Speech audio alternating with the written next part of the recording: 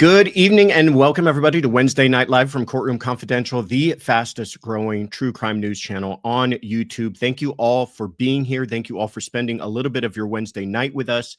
I see a lot of familiar names, Farm Girl and CJ and Pammy, and some new names. And I know exactly why you guys are here. I know that I would love to take credit for it, that we have a bunch of new names here because they just want to check out Courtroom Confidential. But I know that you are here for our special guest, Gisela from Grizzly True Crime. So hello to all the Grizzlies. I look forward to seeing the chat feed filled up with bear faces the whole evening. And I'm so glad to have you all. You guys are such friends to us and we are friends to you. A lot of fun stuff tonight, and something that we're trying for the first time that's kind of new, that has to do with Gisela being on the show, that I hope that you guys will like. So here's what's going to happen. I have asked Gisela to be on our 5 p.m. on the West Coast, 8 p.m. East Coast, live Wednesday night before, and she's done it. And she's always been fabulous and said, absolutely, how can I help? What do you want to chat about? She is honestly one of the biggest cheerleaders for Courtroom Confidential, and I'm a huge fan of her, and I love her for all the help that she's given us. And then finally, we reached out again recently. We're like, hey, would you like to be on to talk about, this case that you've been covering? And she says, listen, and she was so sweet about it. She goes, and I knew this, and it's just a problem of me not knowing math.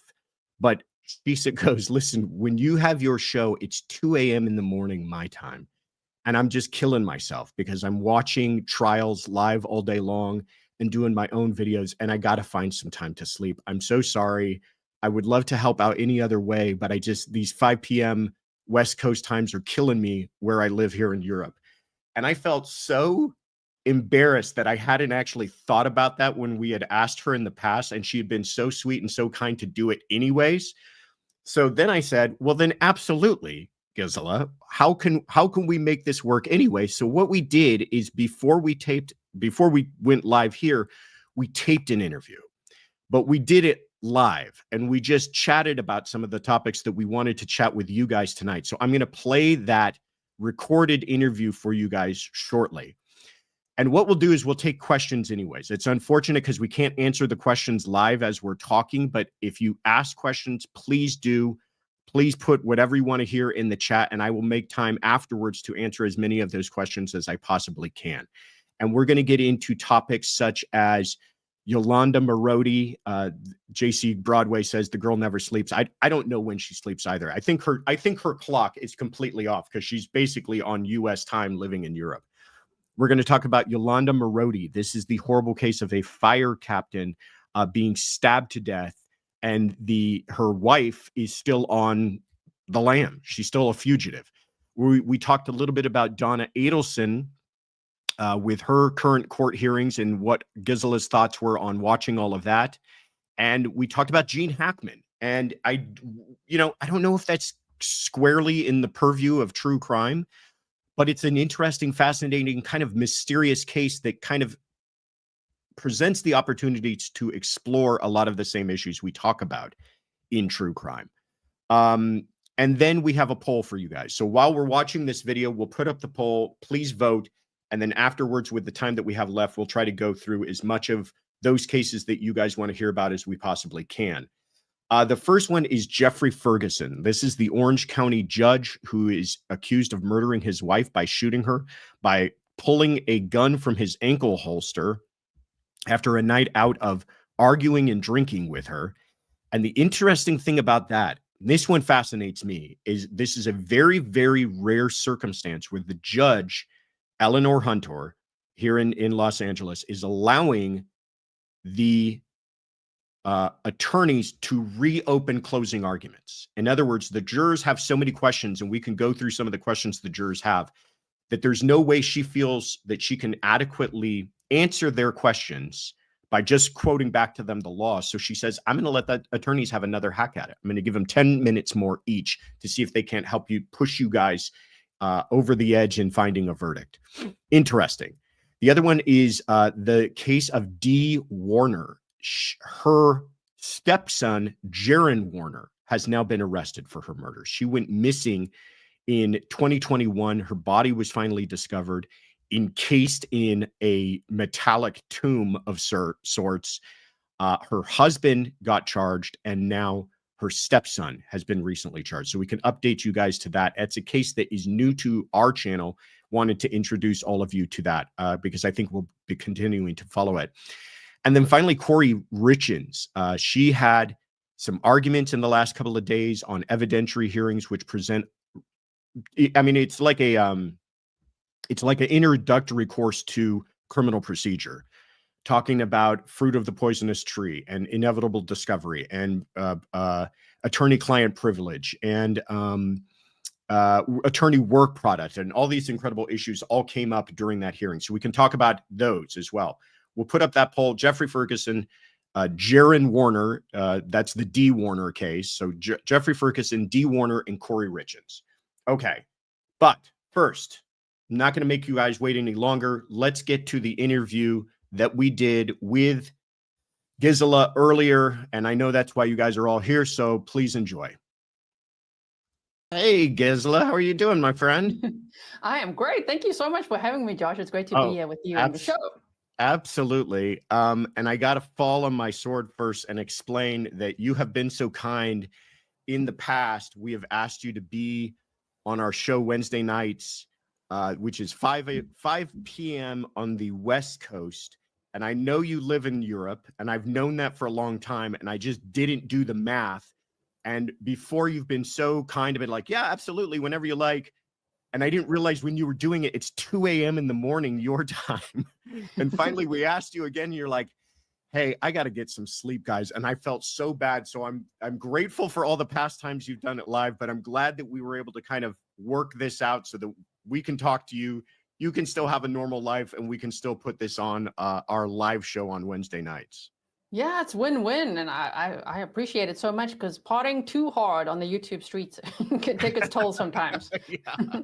Well, you got it bad enough that you're covering cases that I imagine go pretty late for you anyways, right? Like if you're covering a case on the East Coast of the US and that goes till, 5 p.m., what time is that your time? Are you? Yeah, so normally that would be 11-ish, midnight, because also do timestamps afterwards, and there's always work after the live stream ends as well. So yeah, normally midnight to 1 a.m. would be bedtime. My God. Is your time all kind of messed up because of that? Do you find yourself like kind of keeping weird hours because you're trying to cover stuff in the US? Definitely. So I'm trying to set like a goal of like, let's try to sleep by 1 a.m. Otherwise, if I'm beady eyes in the night looking at all, what are the updates, because everything's happening and then at nighttime for me. Well, if I go to bed at 2 or 3, that's just, that's not very productive for the next day. So working on it. I sympathize with being sleep deprived because we've got 3 little ones in the house, and it seems like sleep is at a premium. Last night, I woke up at 4 a.m. to our 4-year-old screaming, mommy, daddy, and I come running into the room thinking something's wrong, and it was that her sound machine had been set to the wrong sound. She didn't like it. It was set to the sound of rain, and she wanted it set to like a lullaby setting, so that caused chaos in the middle of the night. But I'm just saying, I appreciate what it's like to get a good night's sleep. So thank you again for being here. Yes, thank you. 3 cases that I wanted to talk about that I know you have been following closely. I know that you have done some deep dives on these, or are planning to do some deep dives on other ones. And that is, the first is, hold on, I'm just getting myself set up here. The first is Yolanda Marodi. Fascinating case, still a fugitive from the law. So we'll talk about that one. Then Donna Adelson, she just had a ruling, which I think is going to have a huge impact on her trial coming up in June. And then finally, just the Gene Hackman case. It's bizarre because I don't know if it falls into strictly the true crime category or not, but it's fascinating and intriguing enough. And I know that you were found it to be something that you were interested by, and I thought, well, let's talk about that too. So let's jump into these. Yes. First, I'll give a short kind of taste for people if they don't know about Yolanda Marodi, but you did a long video on it that I encourage everybody to go check out, and we will include the link to that in our notes on this show when it goes live. But she is Yolanda Marodi, who used to go by the name of Yolanda Olejniczek, which is important for what we'll Good get job. to later. I can't say it. It's so hard. Believe me, Yes. I practiced it. I'm not even shy to admit I practiced it. But she's married to a woman named Rebecca Marodi. So she was married to a man before, but now she's married to a woman. They've been married for 2 years. Her partner, who is now dead, was a Cal Fire captain who actually fought in the Eaton fires here in California, these recent fires that we had. So she's kind of a hero. But she's found stabbed to death in the neck, the chest, and the abdomen. And that's kind of me setting the table for you. Tell us a little bit, because there's 911 calls and security home video, and then a history that Marodi has. And I don't want to steal all the thunder of telling the story. So tell us what's going on. I think what's so scary about Yolanda, who's the suspect on the run, is that in 2000, she stabbed her husband, James, and you can say the surname. I've tried. James, she stabbed him to death. I'm so proud of myself. Olejniczek. I don't even know if I'm getting it right. I think I am. So she stabbed her husband to death. He was 26 years old at the time, and a friend found him in the hallway at their apartments. And I mean, they had 2 children together. He had filed for divorce. They had mutual restraining orders and mutual agreements, 2 kids, age 4 and 9 at the time. And I think I'm speculating, but I think she couldn't handle the separation. She's like, oh, hell no. It's one of those, if I can't have you, no one else can, which sets the stage for the MO now, allegedly.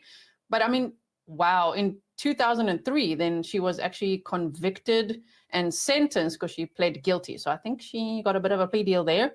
And she was sentenced to voluntary manslaughter. So she stabbed someone to death, but got voluntary manslaughter. Yeah. So then she was sentenced to 13 years and spent 9 years in prison. And then she was out in 2015, starting a whole new life, getting a job, and of course, getting into a new relationship.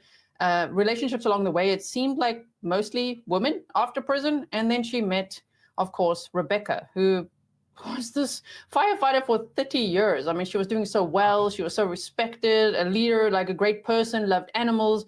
She meets her, and all of Rebecca's family and friends say, ooh, she was very possessive. She wanted to isolate her. She was jealous. And yet on social media, she's like, love my beautiful wife.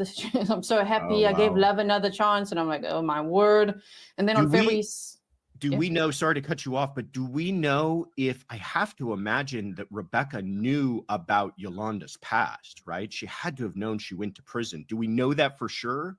We don't know that. I saw a lot of people ask that in the comment section, of the live stream that I had done before. I've actually got an update video coming out because of these new documents and things. Yeah. But people did ask that, and I would only assume that she would know, but maybe her excuse was like, but it's men. You see, I hated men. It's the man's fault, and it was just a mistake, and it was voluntary manslaughter, and they knew it, and that's why I got the lesser charge. I was defending myself. I can just imagine it going like that.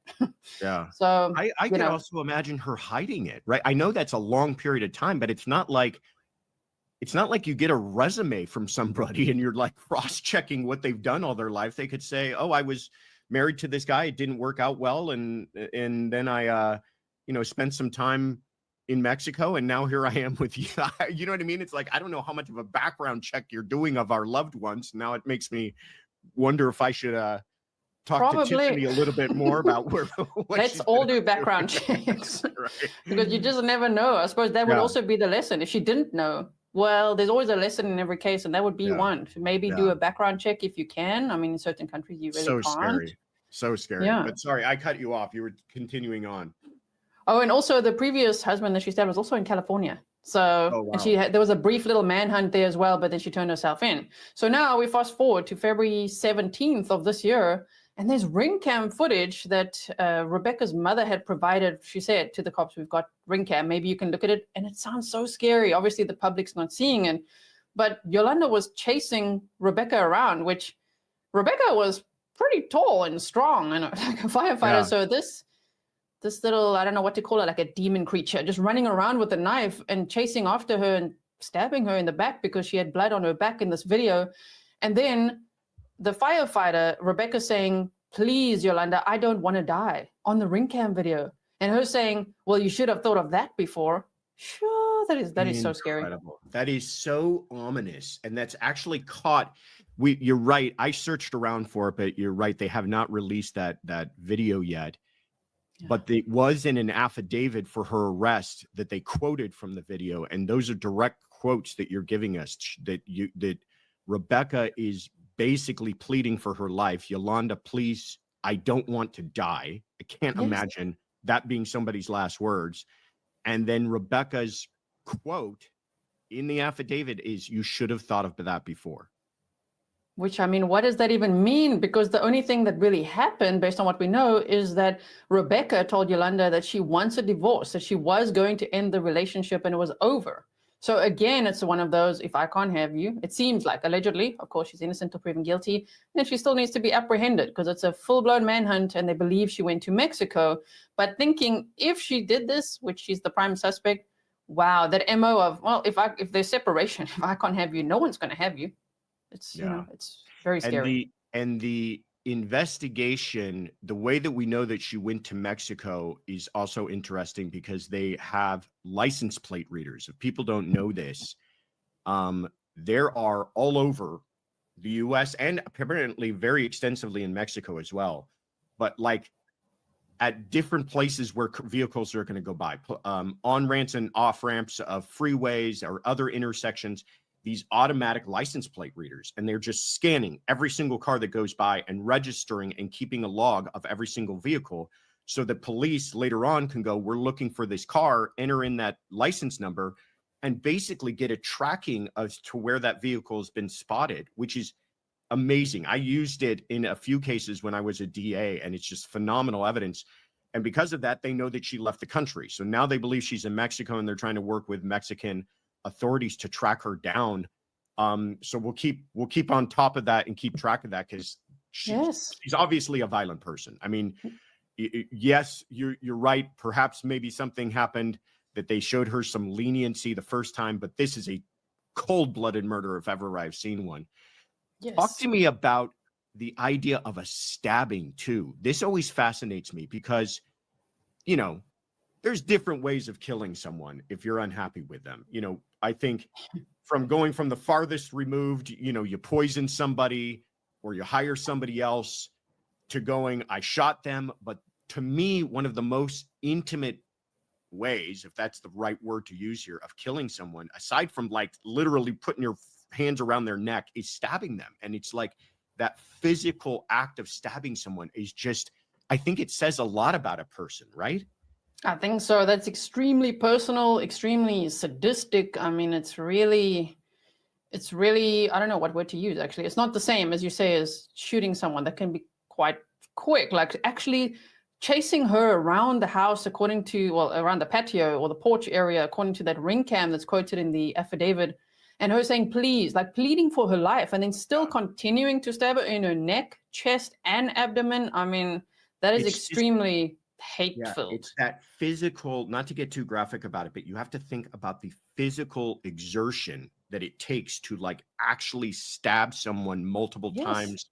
It's bloody, it's messy, the person's screaming, they may not die immediately. I mean, all of those things put together, you have to be a special kind of crazy, a special kind of psychopath. I'm not trying to be dismissive, but to do that, I mean, there has to be something especially wrong with you. Yes, I mean, she did that to her husband as well. I don't know how many times he was stabbed, but also it's the same MO. I wonder then if she has any injuries on her hand at all, because that can also happen sometimes. So that would be interesting to look out for. I would absolutely suspect that, because here's another thing.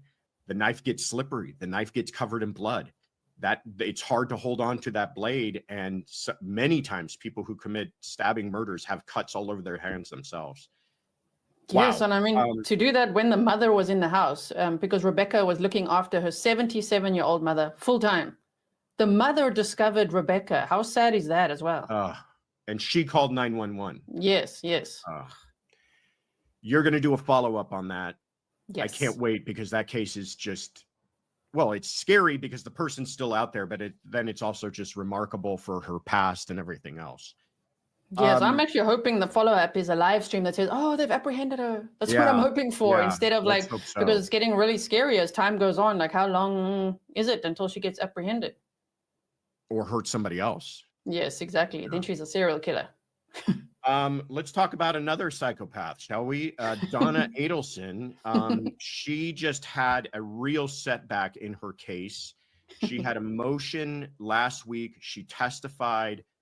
She was trying to get out on bond. I don't think she had a snowball's chance in hell for doing that, but she was also trying to argue against this November 7th phone call that she had with Charlie. It's a day after Charlie has been convicted for the same thing that she's now going on trial for, the murder of Dan Markel and the conspiracy and the hiring and all of that. And she claimed that during that phone call, that the phone call ended and that Charlie was no longer on the line. And then she has a conversation. And that's the important part, is during this time where the phone has not been hung up, she's apparently speaking to somebody else in the room, and she's talking about unaliving herself or traveling to a country that doesn't have extradition, and talking about giving her papers and wills to her daughter Wendy. So did you watch her testify? I did. I was very focused on snarking, snarking at all her unrealistic expectations of jail conditions. Like, what do you think that it's not a resort, Donna? And we've seen this before, but it was much more pronounced this time. Of every complaint you could think of, she brought up. Yes. Yeah. And did you find her to be convincing? I really didn't, because how many inmates have hearings like that? It's like so unheard of. Like, just imagine if every single one could do that and just complain about everything. I mean, we'd see them all doing that.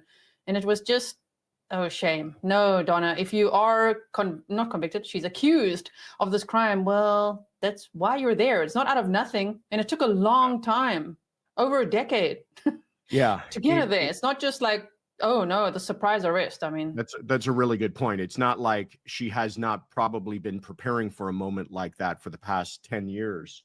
I think, and I talked to Joel Waldman on Surviving Survivor a little bit about this, and he brought up a good point about, I wonder how much of this might have been a dry run for her with her attorneys about the possibility of her testifying at trial. And I'm curious to hear your thoughts, because I've got my opinion on how she performed and whether or not how that affects their opinion on putting her on the stand in front of jurors. What do you think?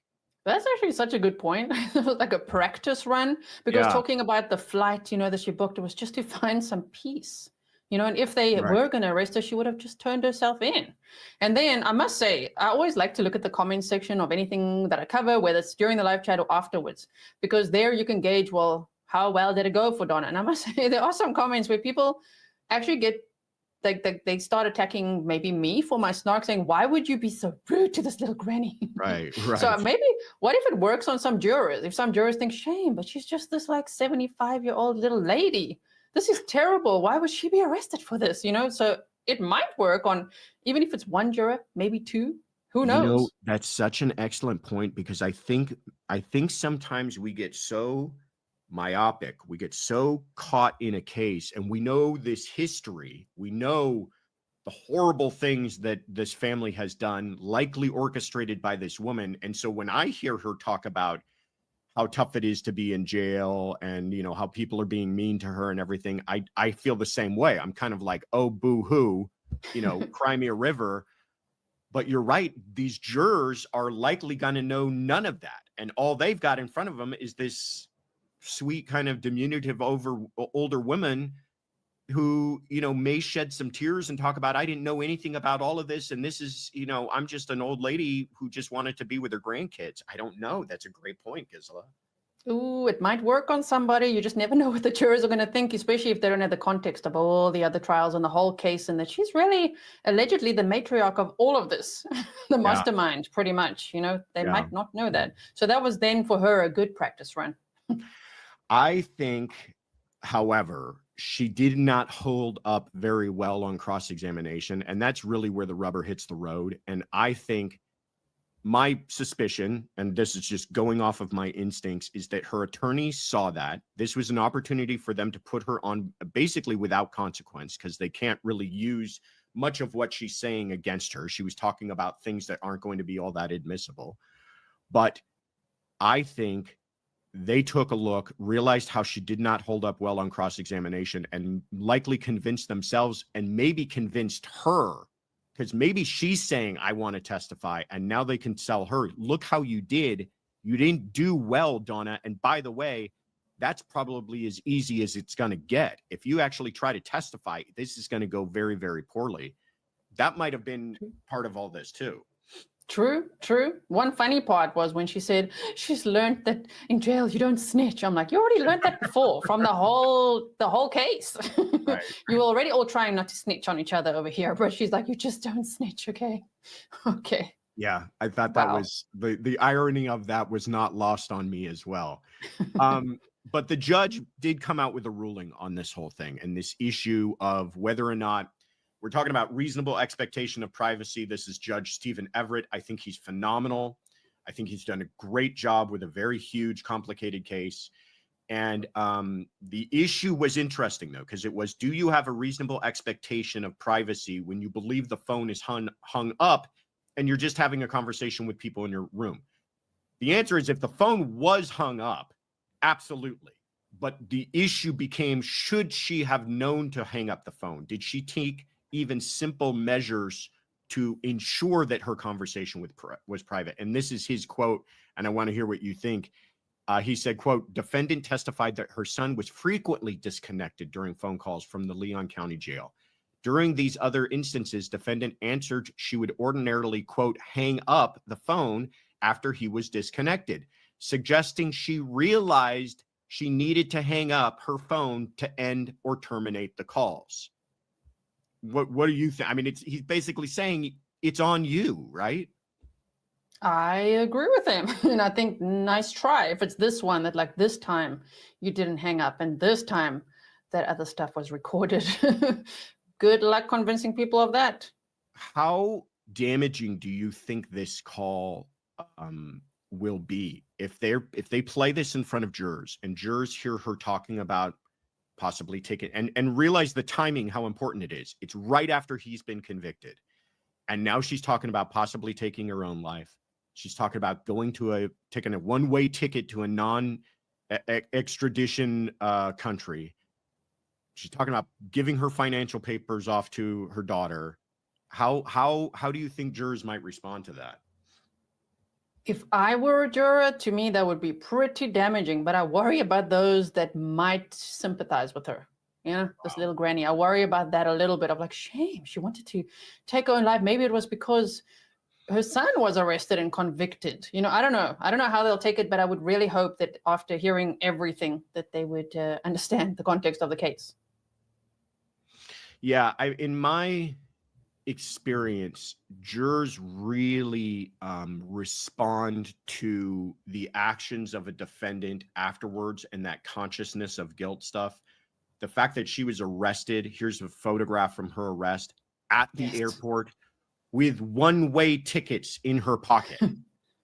That kind of stuff, I think, really sticks with jurors. And I think this phone call might add to it, but I do not dismiss what you're saying about her being kind of just, you know, put aside everything you know about her. Just look at this woman and look at how she looks on the stand. She's going to garner some sympathy from the jurors. I agree with you.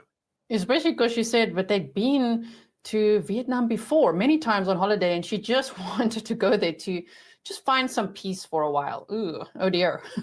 Yeah. No, not the right thing to do. Definitely not in this situation. So for me, if I was on the jury, that would be very damaging for her. Yes. Yeah, I agree with you. I agree. Well, that case is going to come up on June 3rd. Do you think you'll follow it? Do you think that might be one of the ones that you're in court for? My audience is requesting it, so normally I do what they would like me to do. That's kind of how YouTube works, right, as well, right? So if they really are all requesting it and I get hundreds of emails, probably. Yeah. I mean, I would. It's also different what I watch and what I cover. So I'll definitely be watching, but whether I cover it or not, I'm not sure, but probably. Okay. It's very likely.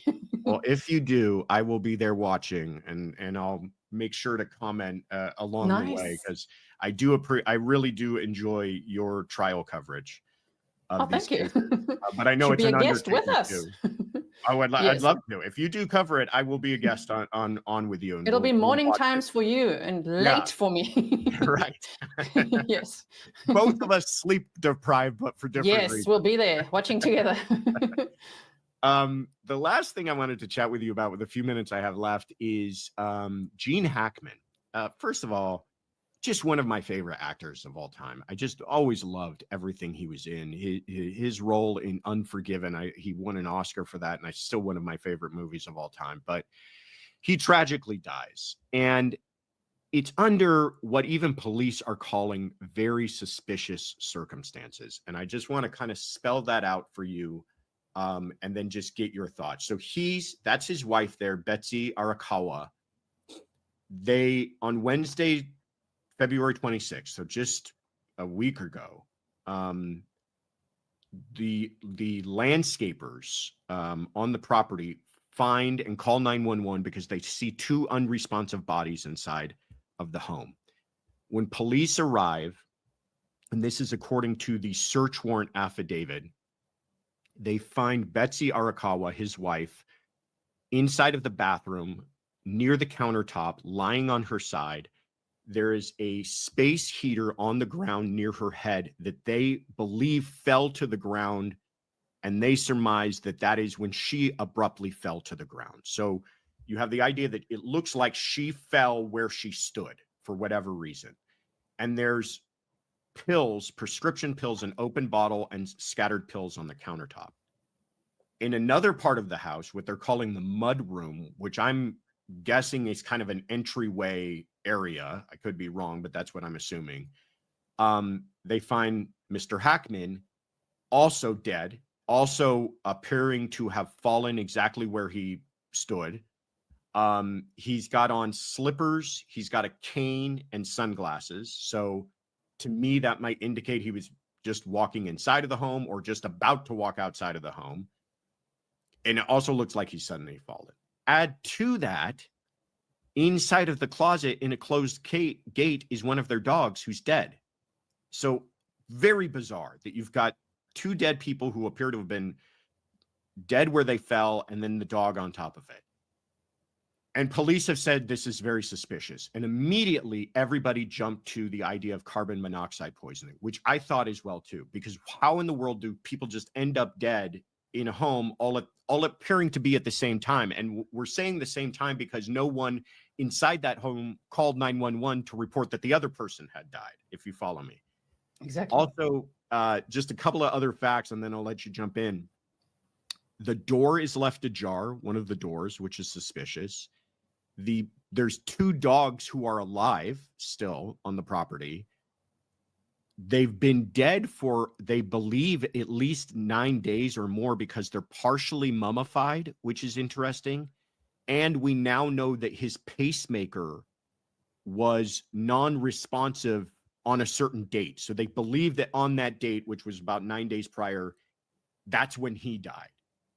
But there's no home video. There's no video inside the home. There's no ring cameras. There's no surveillance.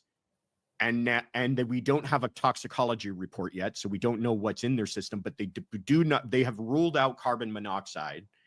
And now the only thing that they have left is that they've recovered both of their cell phones, which I think could be a treasure trove of information. But there's my long wind up.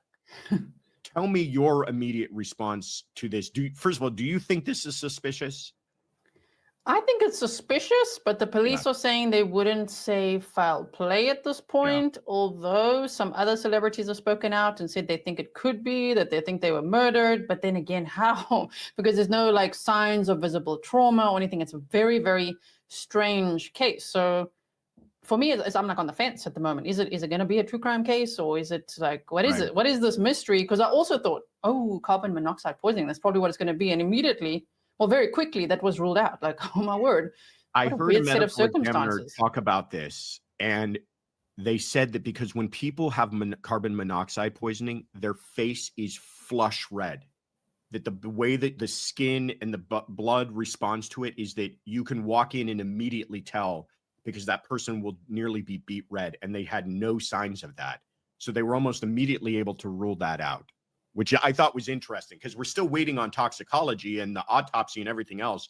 But that was one thing that and there's no gas leaks or anything on the property, but go ahead. So I think the digital forensics from their cell phones is going to be interesting, and then the toxicology reports, because Mr. Hackman was 95 years old, and friends had said that his health had been deteriorating. He was doing some yoga, but I mean, he lived a long life. So maybe he died of natural causes. So then the mystery shifts to, okay, well, how did his wife die then? And if there are pills scattered, although it sounds a bit odd, the combination of, it's not too strong from what I read. Okay, but like that could be, I mean, did she die from a broken heart? That can happen. That's a mystery in itself. Is it a broken heart? Is it grief? Is it from the medication? And also, why is one dog in a cage and the other two are running around? I don't know. Those are some weird factors that would still then have to be uncovered either way. So I'm following, especially on X. I'm like following everything that people are saying there because I'm curious to see. I hate it when a case is like that, when it's something that you're like, well, what happened? It can't just be a mystery. It can't just be all these factors and then it's just, oh, well, everyone died of natural causes. Really? I know. But I would hope that they would come to a conclusion quickly because he was such a great man. I would hate for his reputation to somehow be caught up in a bunch of conspiracy theory towards the end of his life if it was just something like this. I have a theory. Sounds like you have the same theory. The interesting thing is the one thing they do know is that his pacemaker stopped working about 9 days earlier.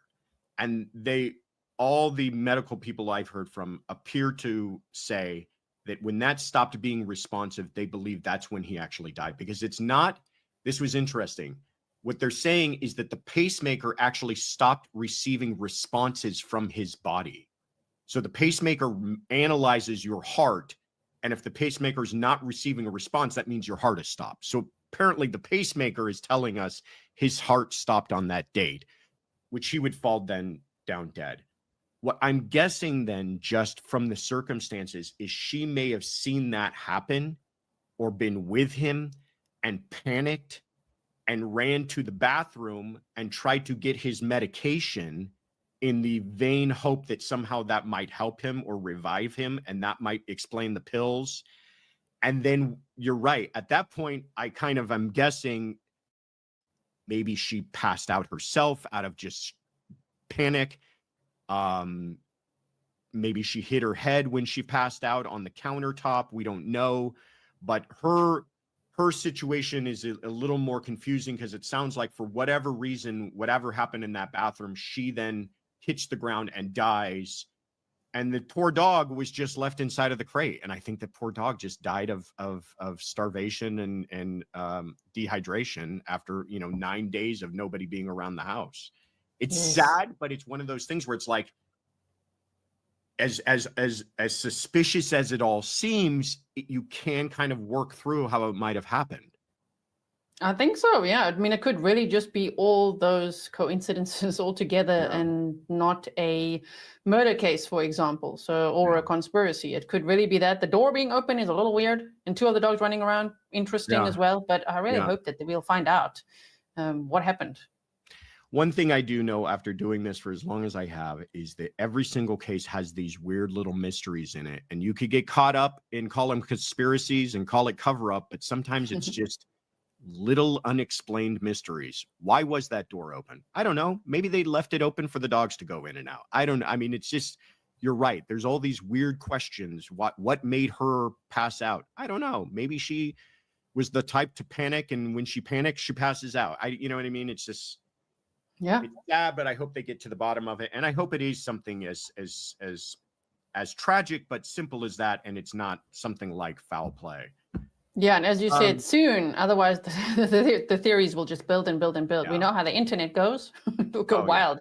They got to get to a solution soon of what happened. And we will do everybody a favor by getting us an answer on that as quickly as possible. Yes. Gisela, you are a champ. This is wonderful. Thank you so much for spending these few minutes with me to talk about these cases. Tell everybody, what do you got coming up? What cases are you covering next, or videos you're working on? So normally I take things day by day because true crime just like changes all the time. But at the moment, I'm busy deep diving the Dee Warner case, which started off as a no body case, and then they found her body. Oh my goodness, last year August. So I'm busy deep diving that case because the husband's son was just arrested, and that was a huge surprise. Not so much to her family, but to me that was a shock. Like, what? The stepson helped his dad allegedly. How long had she been missing? She has been missing. She had been missing since April of 2021. And they only discovered her body in August of 2024, and in an anhydrous ammonia tank that was re-welded shut. Like, oh my word, this case. Oh wow! Oh wow! Yes. Somebody took great pains to hide her. Yes, yeah. So I'm looking at that, and I'm obviously doing some updates in Yolanda Marodi's case, which we discussed today, because I need to keep that, keep that in the spotlight until she's found. Yeah. Let's hope soon. So that, and then who knows what else comes up. There's always things coming up. Looking at Brian Koberger, the Idaho case as well, and just seeing every day what's happening. Is there a press conference? Is there a trial? I don't know. But I'm mostly live almost every day. It's going to be a boring week. Just hold on. No. Something happens. Yeah, exactly. When there's a quiet day, just know the next day is going to be wild. Yes. People can obviously find your channel at Grizzly True Crime. But what about your Patreon? Tell people about where they can go for that and the benefits of that program. So all my links are on grizzlytruecrime.com, grizzly double Z like the bear, because some people think it's grizzly like gruesome. No, double Z like the bear. And Patreon's also like that, patreon.com/grizzlytruecrime. And over there, I actually share some behind the scenes videos, and we have like little coffee talks where I just film exclusive videos for them. Like I recently went to Flumserberg in Switzerland, and my husband and I tried sledding, and we realized it's not for us. So there's a whole story. It's a little bit hilarious on Patreon if people are interested in content like that and true crime documents and things. I'm going to sign up for that alone. That sounds fantastic. Oh man, yeah, that was scary. Very cool. Gisela, you're the best. Thank you so much for doing this. I appreciate it. I imagine when we put this out live, I'm going to see nothing but bare faces in the comments. They better be. They come strong. The Grizzlies come strong, and I always appreciate it. Thank you again. Thank you so much. All right, take care.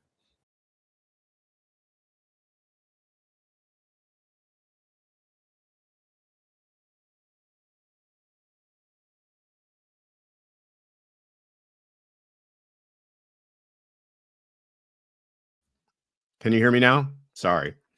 I just had fun watching that. I found myself just enjoying watching that, even though I was the one doing the interview. It was nice to hear her thoughts the second time around.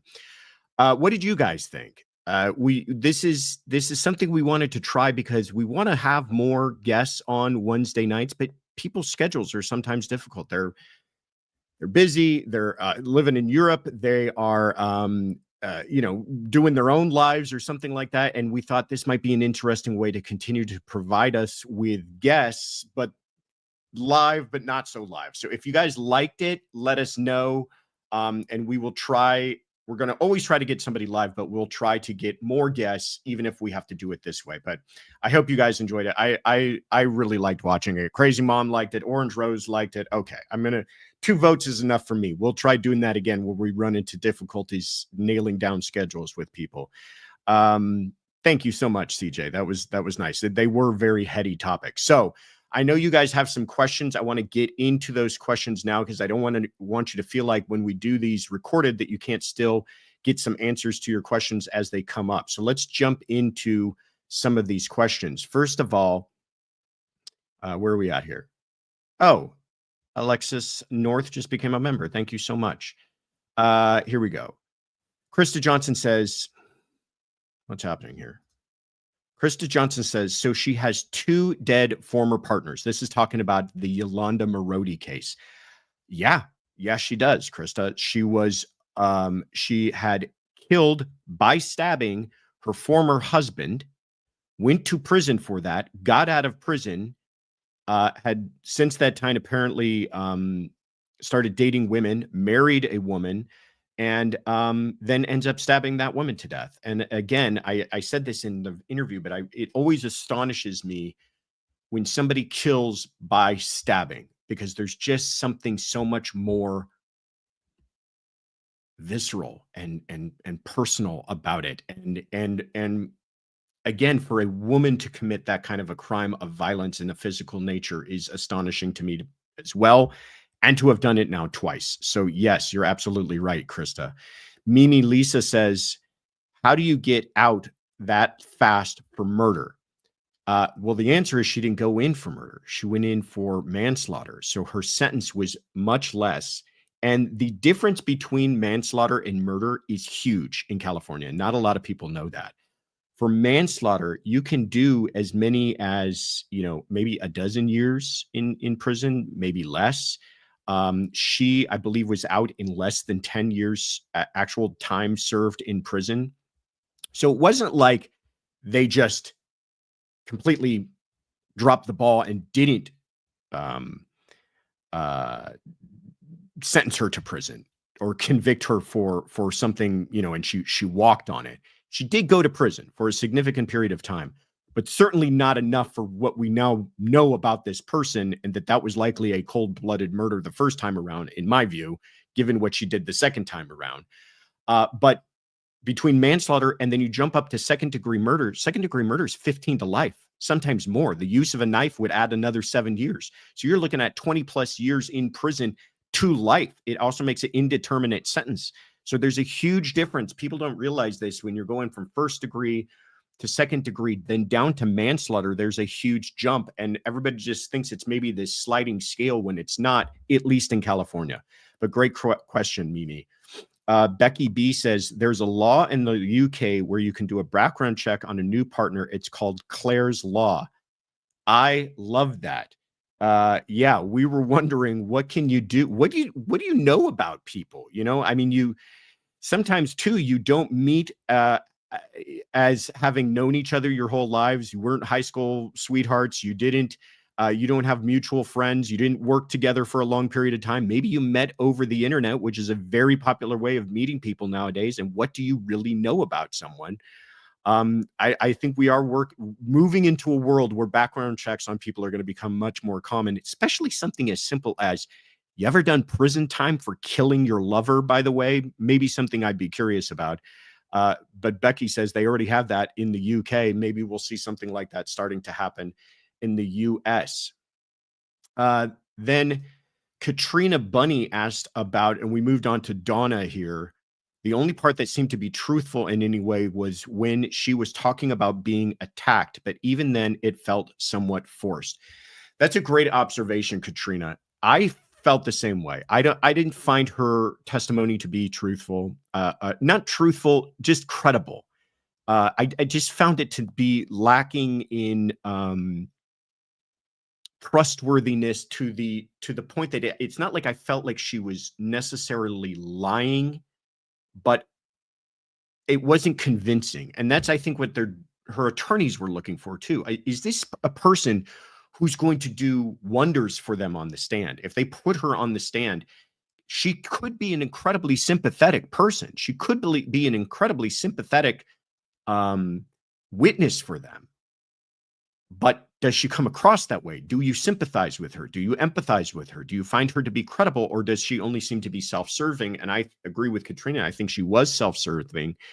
But even the attack, when she was talking about it, I believed it took place, but again, it did seem contrived. So thank you for that, Katrina. And then Katrina asked a follow-up question: can they use clips of this during trial? So that's a very interesting point. How much of this is going to expose her to issues at trial? The answer is probably very little, if any.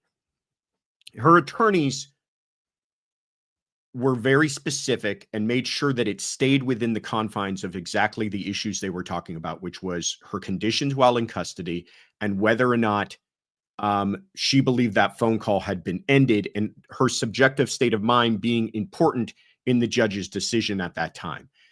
So they confined it to that. But if she does decide to testify in trial, they can absolutely say what she said here as impeachment if she decides to change her story. They can use it if for some reason something comes up, and I'm searching hard to try to feel what that might be. But if some issue arises in trial that calls into question something she actually spoke about during this testimony, perhaps something to do with that phone call, they could perhaps use it because it's all prior statements of the defendant, which are wide open for the defense. It would not be as much a question as of admissibility as relevance. So is anything she said here relevant rather than just playing this interview for the jurors? They have to have a reason to play it. And what would that reason be? But great question. And then one more thing on this, and I don't know if that was clear during the update or during this interview, but there has been an update, and that the judge has made a ruling on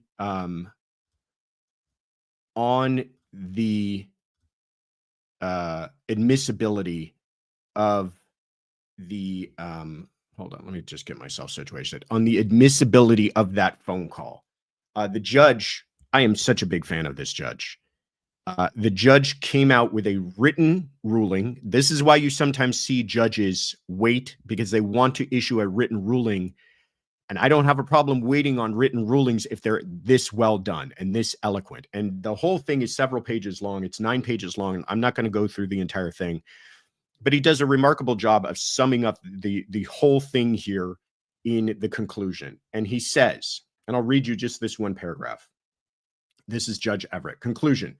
For these reasons, the court cannot conclude society is prepared to recognize a reasonable defendant's subjective expectation of privacy in the November 7th, 2023 phone call. I love the way he introduced that.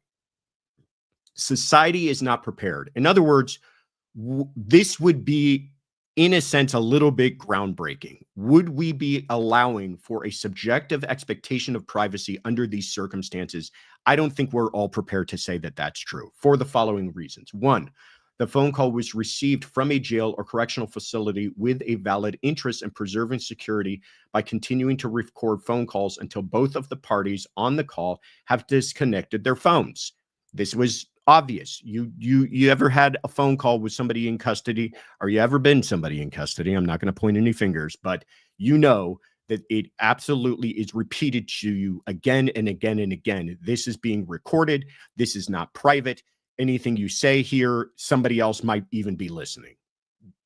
So that's the first very obvious reason. Two, defendant's subjective expectation was contrary to her own familiarity with the Leon County jail phone technology and prior user-based knowledge. We talked a little bit about that. She knew. She had hung up before. She knew that sometimes the calls got disconnected. She knew that sometimes he would drop and then drop back on. And so she should have known that the only way to take simple measures to ensure her privacy of the conversation she was going to have with others in the room with her, which are private, had she hung up, was by hanging up. And she did not do that. And then finally, expecting different outcomes or opposite results from what has repeatedly occurred is intrinsically unreasonable. And I just love that, because it really is just kind of a last little poke in the side to Donna by saying, listen, lady, you know, the definition of insanity is expecting different results from the same thing again and again and again. You knew this, lady. You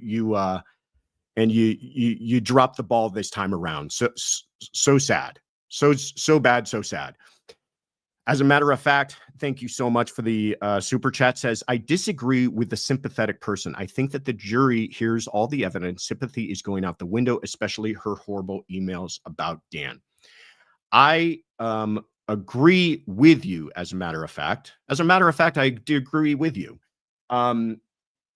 What I am saying, and I think what Gisela was saying, is that, I mean, take a look at her, right? Well, maybe not that photo, but you take a look at her, and she is an elderly woman. She's a diminutive woman. She does not present like a killer. And jurors, when they walk into a room, I know this from experience, the first thing their eyes go to when they're walking into a jury room for the first time is the defendant. They want to see who's accused here. And then they hear it's a murder case, and they look at the defendant again, and they're already starting to not prejudge the case, but kind of fall back on their preconceptions, right? and you've got this little old lady who doesn't look like she could really hurt anyone, that is going to be perhaps some of the obstacle, some of the hurdle that the prosecution is going to have to get over. But you're right, as a matter of fact, that as they begin to hear about the brutal nature of this, as they begin to hear about her involvement, as they begin to hear about the callous nature of it, as they begin to hear about the motives behind it, and hear her words through other people, and the way that she spoke about all of this, they're going to look at that lady very, very differently. So I agree with you, but I'm just saying it is something that the defense may try to use to their own advantage.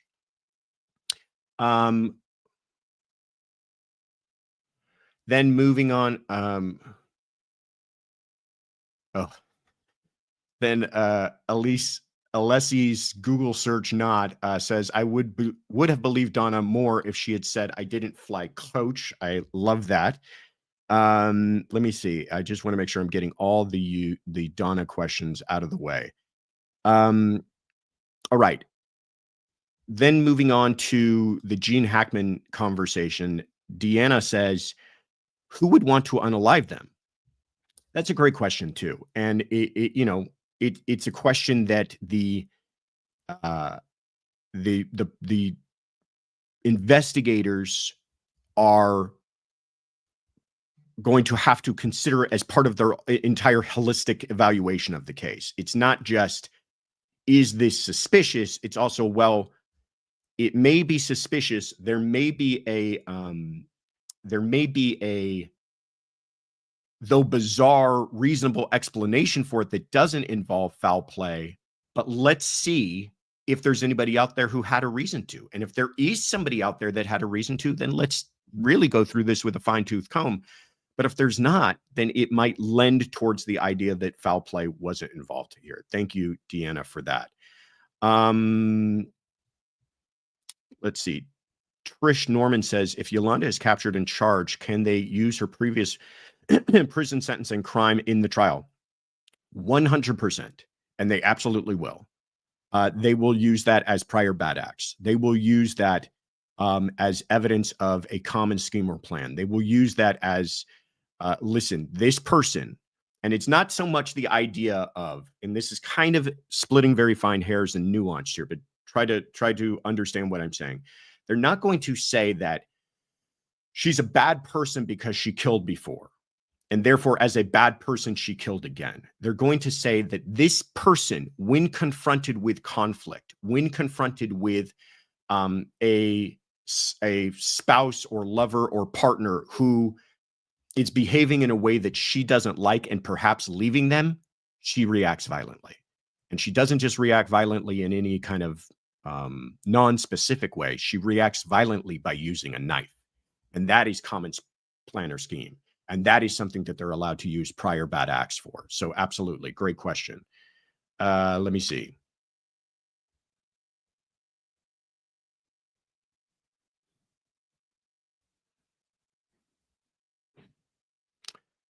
This is from Catherine about the Gene Hackman case. Question, if they died 9 days ago, how could carbon monoxide be ruled out? So listen, I'm obviously not a medical examiner. I've heard a medical examiner. I was on another show. I was on Nancy Grace's show. So check that out if you guys get a chance. And she had a medical examiner on who talked quite a bit about this. And he was convinced that the carbon monoxide would be something that would be almost immediately apparent. Now, you raise a good question. If it's 9 days later, would the body still manifest those types of obvious sort of symptoms of carbon monoxide poisoning? I don't have an answer to that because I'm not a medical examiner, but he seemed confident in the fact that it would not. And they also did extensive testing for any leaks throughout that house. There was apparently no leaks. I did hear a report today that they found one minuscule leak on the stove, but it was nothing that anyone would consider to be fatal. The other thing about carbon monoxide poisoning is it requires a absolutely airtight, closed environment to create enough of the gas in the air to be fatal. Well, the door was ajar. And if we assume that the door had been ajar for those 9 days, and that's why those other 2 dogs were still alive because they were able to come and go, then the carbon monoxide would also have the ability to dissipate. So just an interesting thing about carbon monoxide poisoning. And thank you, Betsy, Best Nancy, for your membership. What else? I don't want to miss anything here. You guys are asking such great questions. Crazy Mom RN says, what about the Vietnam excuse? This is again about Donna. The idea that I think what you're talking about is, was she going to Vietnam to clear her head after the idea that her son had now been convicted for murdering her son-in-law? Listen, just because you take a trip to Vietnam does not make you guilty of murder, right? But it certainly is suspicious, and it certainly does seem like consciousness of guilt, and it certainly is bizarre that you're taking a one-way ticket. I was talking with Joel Waldman from Surviving the Survivor, and he brings up the fact, why didn't you just buy a round-trip ticket? You know what I mean? Just buy the round-trip ticket to make it look less obvious, and then stay in Vietnam if that was what you were planning to do. But, you know, you're going to Vietnam. It's a country that has no extradition for this type of thing. You're buying a one-way ticket. You're leaving within days of your son being convicted for a crime that you know that you're likely guilty for too. You start to add all this stuff up, and jurors view it the same way that we are all viewing it. And I will tell you, in my experience, jurors really dig their teeth into this type of consciousness of guilt stuff, because so much of what jurors are doing are placing themselves in the position of the defendant and asking, would I behave this way if I were guilty or innocent? If I were innocent, would I be taking off to Vietnam with a one-way ticket soon after my son had just been convicted? Likely no. And that's, I think, what they're going to conclude out of that too. Alicia K. Mayo says, did they say the tox screen takes 3 months? This is on Gene Hackman. They are saying that I haven't heard the actual 3 months. I've heard several weeks. And they say that's because there's kind of a bottleneck effect. What they're saying but not saying is that, listen, this case, even though it involves a celebrity, is not going to fly to the top of their priorities list, because there's nothing about this that appears to be obvious foul play. Okay. Had there been obvious signs of foul play, and I know all of you are thinking, well, what more do you want? But had there been, I don't know, a break-in, for instance, signs of forced entry, this likely will have an expedited autopsy. But because it's not, they're just going to, they've taken the samples. It's just the lab is going to take that much time because of a backlog to get to it, to tell us exactly what took place. And then finally, the best question of the evening so far is from Tayo Toys. Phil says, is The French Connection the best Hackman movie? And that is obviously a very good movie, but categorically incorrect, because the best Gene Hackman movie was Unforgiven, as we all know. Thank you so much, everybody, for those wonderful questions. Should we see what our poll results were? Kaylin, do we have poll results? She says yes. I'm seeing other people saying Hoosiers and Birdcage. Again, wonderful movies. Also incorrect.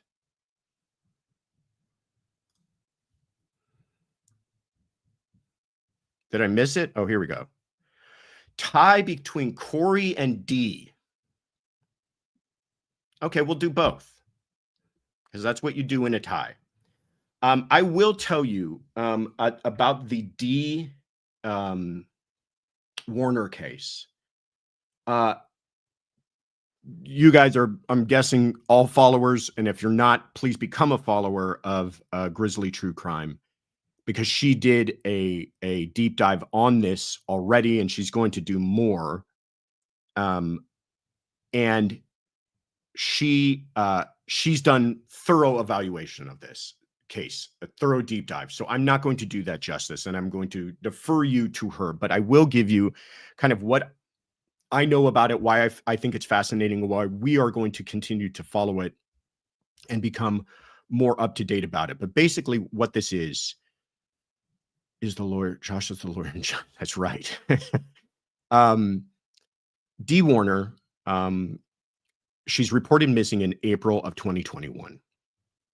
And her family actually has to petition the court in 2022 to have her declared dead, which is an interesting concept because I don't believe that has any real effect on whether or not investigators treat it as a homicide investigation.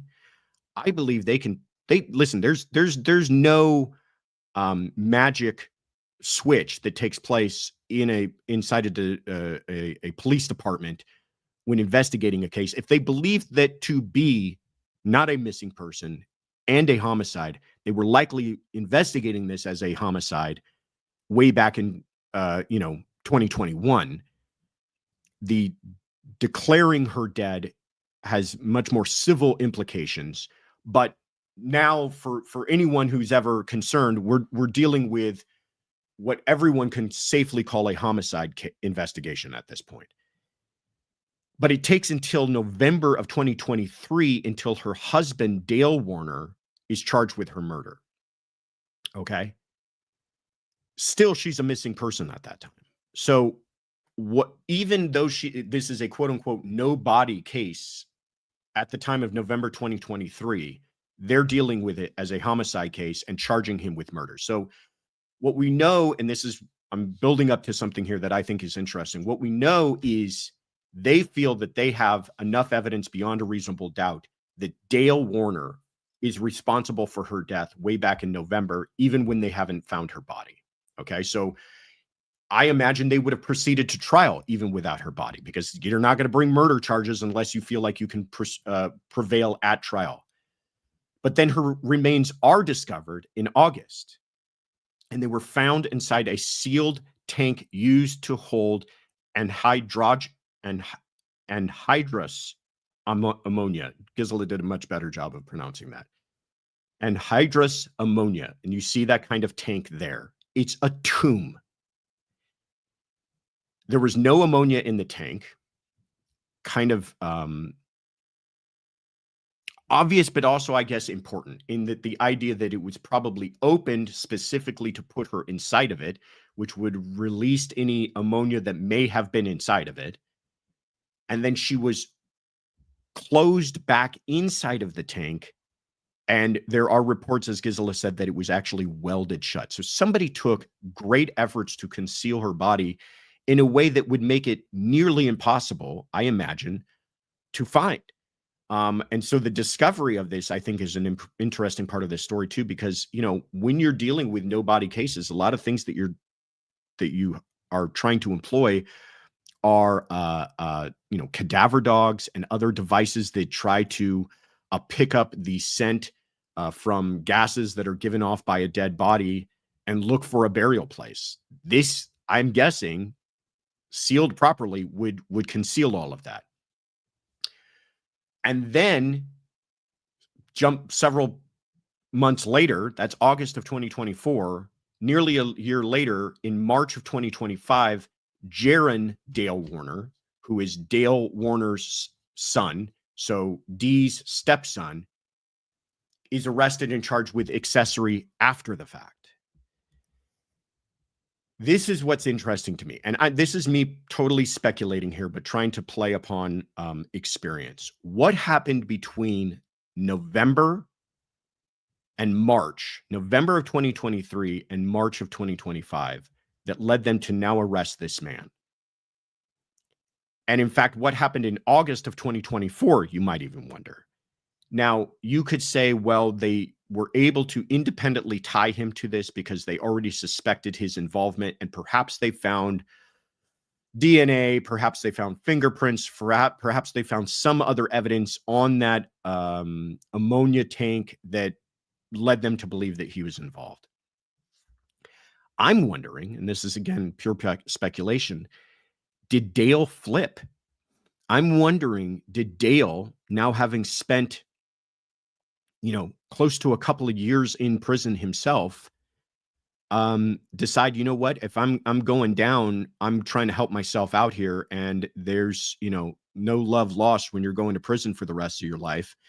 And I'm wondering if somehow statements he made, proffers he gave, confessions he made, whatever, none of this has been reported, by the way, but I'm wondering if somewhere in all of that, he implicated Jaron, because to me, it just is, I'm not finding why, after they already believe they have enough on Dale in November of 2023, it takes them all the way till March of 2025 to arrest Jaron. And the only thing in intervening is the discovery of her body. Kathy Davidson says, I thought you had to wait 7 years to get someone declared dead. I don't know if that, I think that's a jurisdictional issue. And again, I think it has more to do with the civil laws tied to that jurisdiction. It's much more about being able to collect, insurance money and, get death certificates and everything else. And I think it's just a different standard of proof. And maybe in this case, they were able to prove that because it was a actual petition they had to make to the court. Pokemon says he was arrested prior to the body being found. Dale was. Jaron just got arrested, but Dale was arrested prior to the body being found. Okay. So fascinating case, a case we'll continue to follow. That's kind of the bare facts of it. Follow Gisela for much more interesting and thorough coverage on that whole thing. Let's jump over to Kouri Richins, because this one presents some legal issues that I think are kind of interesting. First of all, let me get myself organized here. Okay. Kouri Richins. The issues that were discussed recently were brought up in a defense motion, but now they were argued in court. They had to do with the search of her phone. They had to do with the recovery of a notebook where she apparently had written things that we don't know, but they look to implicate her. The defense's position is that these were a notebook that she was keeping for the purposes of therapy, and the walk the dog letter, the infamous walk the dog letter. So let's start with the walk the dog letter. This raises issues, and I'm going to try to make this a little bit larger so I can, how could I do that? There we go. This raises issues about attorney-client privilege, maybe, but perhaps more so, attorney work product. So attorney-client privilege is kind of straightforward to understand. It's communications between an attorney and a client, but you have to take steps to make those confidential. In other words, that can be pierced and no longer apply if you're having a conversation with your attorney and somebody who's not on your defense team is present, even a family member. There are situations where you could argue that that family member is a part of the defense team, but good practice, and the way I practice, is if I'm going to have a conversation with a client and I want that to be completely protected, everybody else is out of the room. So when you're writing a letter, and this letter was apparently addressed to her mother, and she's speaking to her mother, she's speaking about her attorney in the third person, does attorney-client privilege really apply here? And I don't think that carried as much weight with the judge. But what about work product?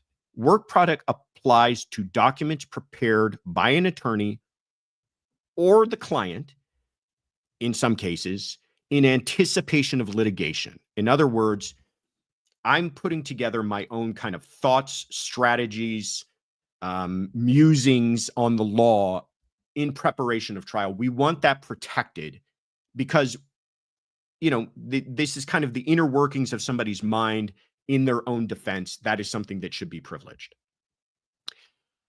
It protects the attorney's mental impressions, conclusions, and legal theories. So this first paragraph here is probably which gives weight to that argument the strongest. She says, she's speaking to her mother. First of all, she puts blazed across it, walk the dog.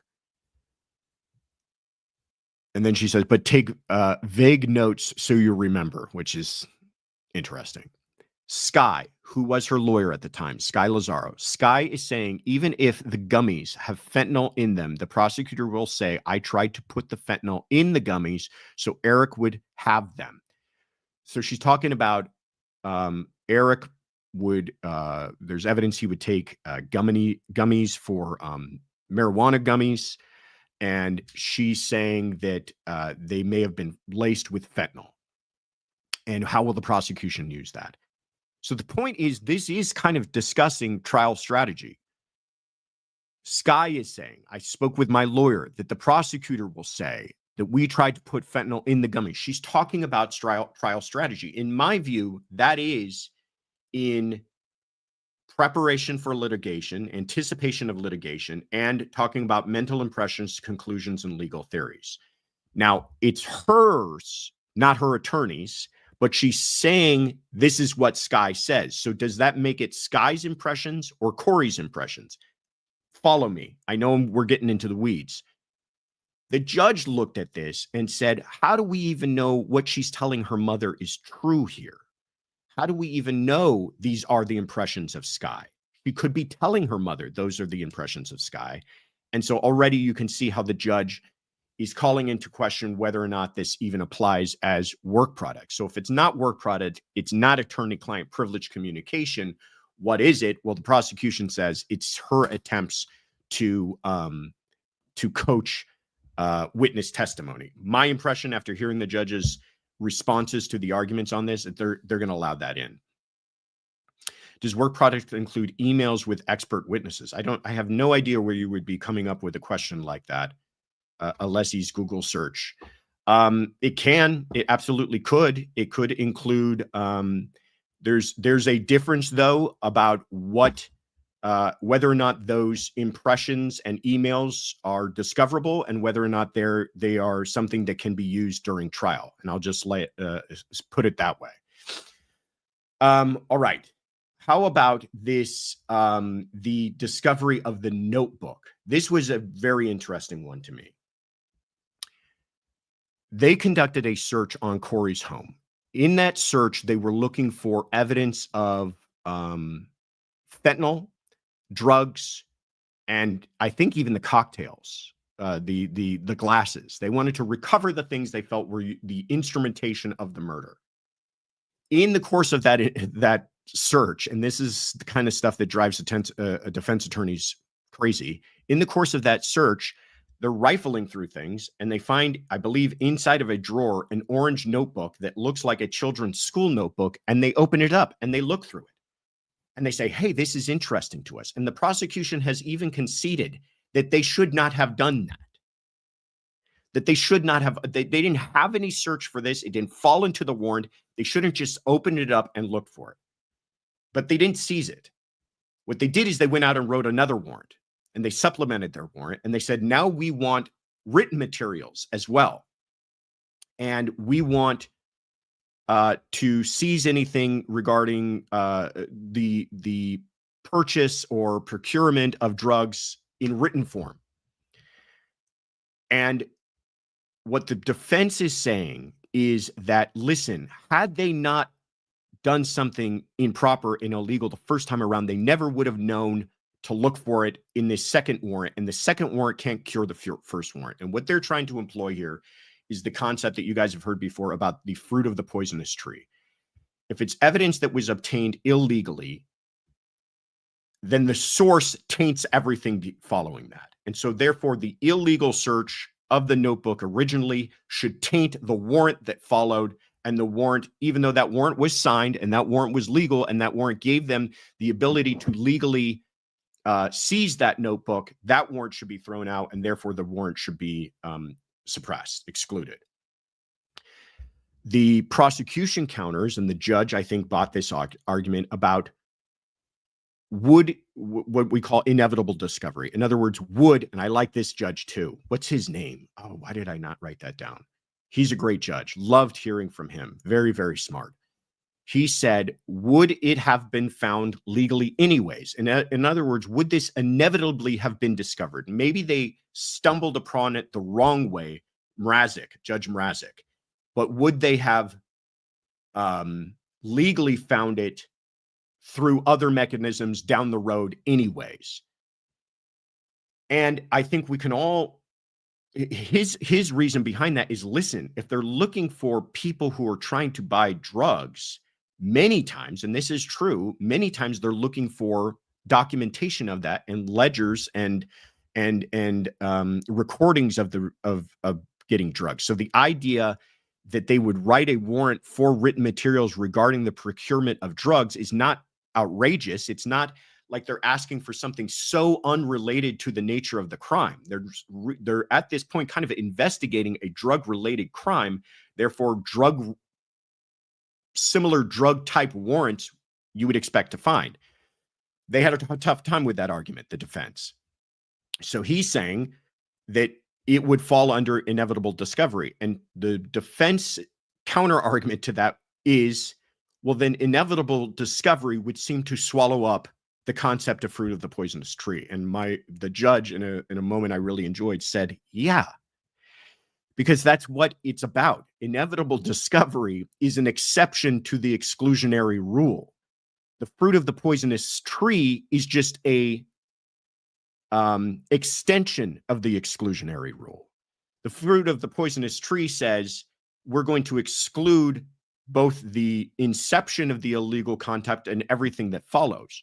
But if you have an exception to that exclusionary rule concept in inevitable discovery, then yeah, it does swallow up fruit of the poisonous tree. So reading the tea leaves here, I really feel that the judge is going to come out on the side of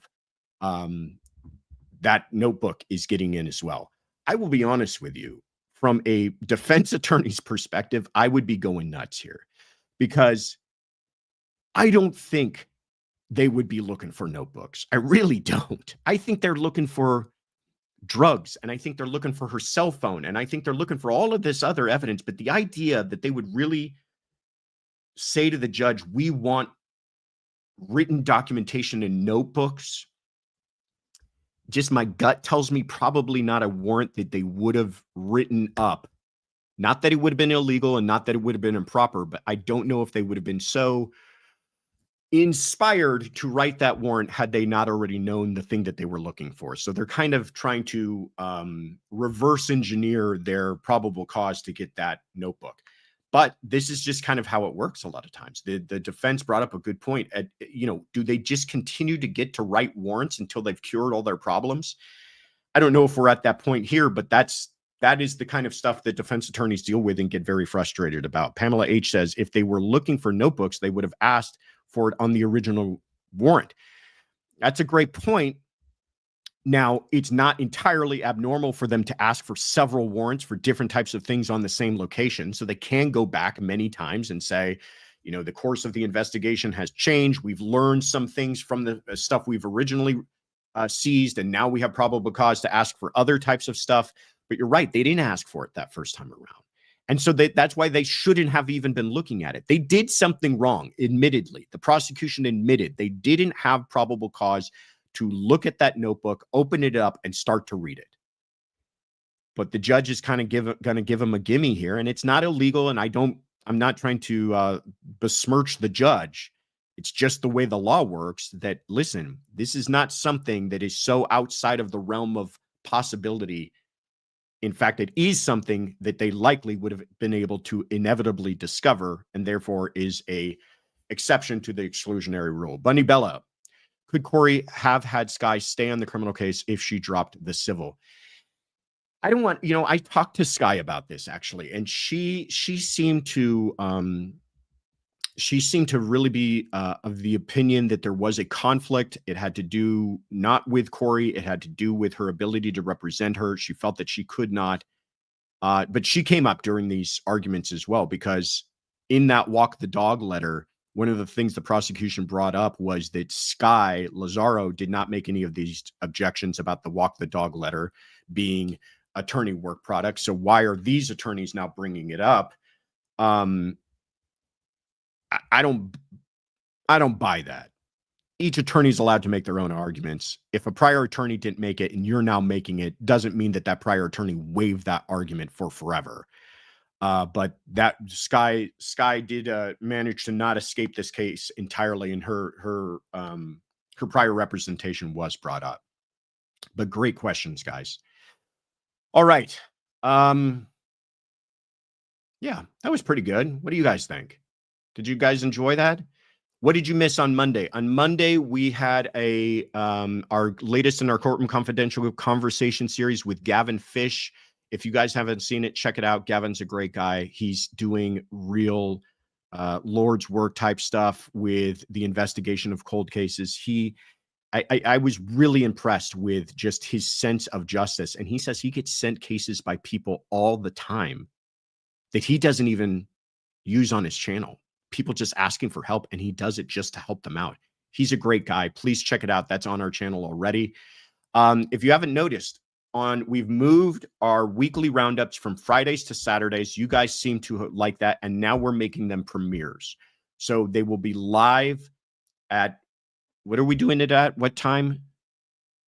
Live at 6 a.m. in the morning on the West Coast, 9 a.m. on the East Coast. And so if you guys are so inclined, join us, and we will be joining you in the chat to do those as a live premiere. Oh, thank you so much, Pamela H. That's so kind of you. Dorothy, thank you. I love Gavin Fish too. He's fantastic. Did you like the title that we put on that? By the way, we were very proud of ourselves. It was called Hooked on Justice. You get it? IGG says, Gavin Fish and Gisela in 1 week. What a great start to March. Thank you so much. For this coming Monday, the new conversation, we sat down with Candace DeLong. She is a former FBI criminal profiler. She's the host of the podcast Killer Psyche. I have been a guest of hers a dozen times or more. She's fantastic. She's got a thrilling background. We're going to talk all about that. That's going to come up this coming Monday. She's also, and I will try to find out if this is true, perhaps the inspiration behind the Jodie Foster character in Silence of the Lambs. So that's what I've been told. That's coming up this coming Monday, 5 p.m. Pacific, 8 p.m. Eastern. That'll be a live premiere. But as always, join us 30 minutes early as we do a kind of quick check-in before that begins. She's great. Candace is great. And then we got something new for you. If you're a fan of our podcast, we started doing something for the days that we don't have a normal release, and that's called the True Crime Minute. So there is content now on our podcast from Monday through Saturday. That's on the audio only version. But if it's a day that we don't have a new release on YouTube and you just want to get caught up on some true crime news, go to Spotify, go to Apple Podcasts, go wherever you get your podcasts, and you can hear these 1 minute updates that people have been really enjoying. I have some thank yous to make. You guys are fantastic. I thank all of you for being here tonight, but I want to thank Donna Mason, April the 1st, Brittany, No Way, K-Max, Marta Fonda, Manuel B, Blackwater, Katrina, Jasha, C. Taylor, Kaylin 16 for being brand new members, along with Christy G, Ashley, Deborah Reed, Anna, Nodo 37, Melissa Wheeler, Liesel Oliver, Adela Vyson, Garden Girl 9, Carol Lehman, Tanya Jones, and just this evening, Mimi Lisa for being brand new members. You guys are super, super fantastic, and we appreciate every single one of you. And then finally,